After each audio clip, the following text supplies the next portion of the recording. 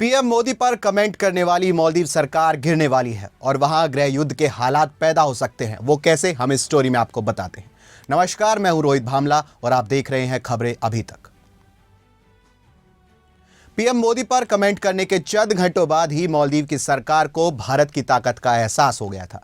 वहां के राष्ट्रपति ने तीनों मंत्रियों को बर्खास्त भी कर दिया और शायद माफ भी कर दे, लेकिन हिंदुस्तान की जनता अपने प्रधानमंत्री की बेइज्जती नहीं भूल सकती है और मालदीव ने सोचा भी नहीं होगा कि उनके साथ ऐसा होने वाला है। कहा जाने लगा है कि अगर भारत की सरकार ने अपने कदम पीछे नहीं खींचे तो वहां गृह युद्ध के हालात बन सकते हैं। सरकार का जाना तो खैर तय ही है। मालदीव आटा, चावल, दाल सब भारत से ही लेता है। खबर है कि मालदीव के कुछ माली जहाज समुद्र में रोक लिए गए हैं।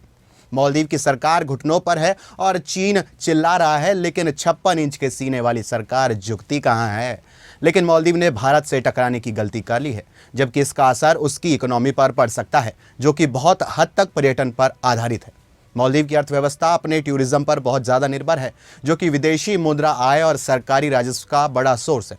टूरिज्म सीधे तौर पर मालदीव की जीडीपी का लगभग चौथाई हिस्सा है और इनडायरेक्ट रूप से जीडीपी का बड़ा हिस्सा है। अगर रोजगार की बात करें तो मालदीव के लोगों के लिए पर्यटन ही सबसे बड़ा आधार है।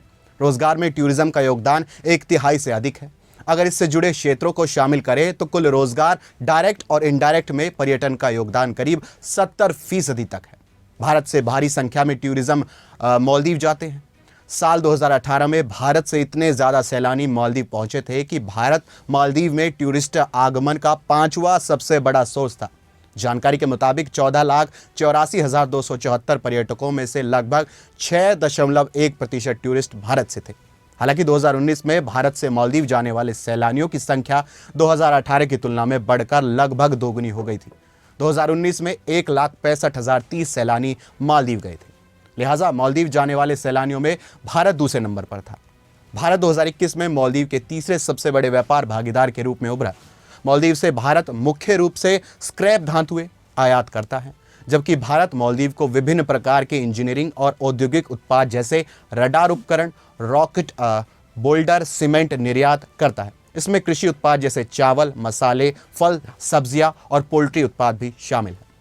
तो देखा आपने, खाने से लेकर नहाने तक भारत मालदीव के लिए कितना जरूरी है। चीन के बहकावे में आकर मालदीव खुद अपने ही पैर पर कुल्हाड़ी मारने का काम कर रहा है। इस तरह के विवाद के बाद अब मालदीव के लोगों का सरकार के प्रति विद्रोह होना लगभग तय है, क्योंकि ये विवाद सीधा आम लोगों को प्रभावित करता है। फिलहाल इस रिपोर्ट में इतना ही। ऐसी तमाम खबरों के लिए आप देखते रहिए खबरें अभी तक।